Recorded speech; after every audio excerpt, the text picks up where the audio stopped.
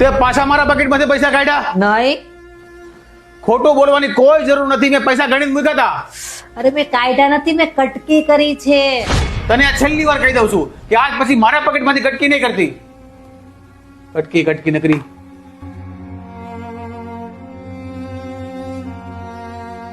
કેમ આમ ઉદાસ બેઠા છો? કઈ પ્રોબ્લેમ છે? તને કહેવાથી કે પ્રોબ્લેમનું સોલ્યુશન આવી જાય? કદાચ આવી જાય. પ્રોબ્લેમ એ છે કે 2 મહિનાથી પગાર નથી મળ્યો. હવે મને એમ કહે છે કે તમે નોકરી આવતા નહીં. આ મકાનના હપ્તા ભરવાના છે, બધા બિલ ભરવાના છે. જ્યાં સુધી બીજી નોકરી ન મળે ત્યાં સુધી આ ઘર કરવાનું છે. આ બધી પ્રોબ્લેમ છે. છે તારી પાસે કોઈ સોલ્યુશન? ઉભા રહ્યો.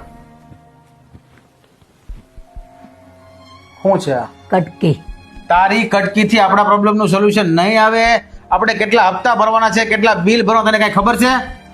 આપણા બિલય ભરાઈ જશે, ઘરના હપ્તા ભરાઈ જશે, ને કદાચ તમને 1 વર્ષ નોકરી નહીં મળે ને તોય આ ચાલશે. અમારા છેલ્લા 5 વર્ષની આ કટકી છે. मुझे क्या कमी સૌથી પહેલા તો સોરી. અને હવેથી છે ને તું રોજ કટકી કરજે. એ તો હું હકથી કરીશ. तेरा साथ है कुछ भी नहीं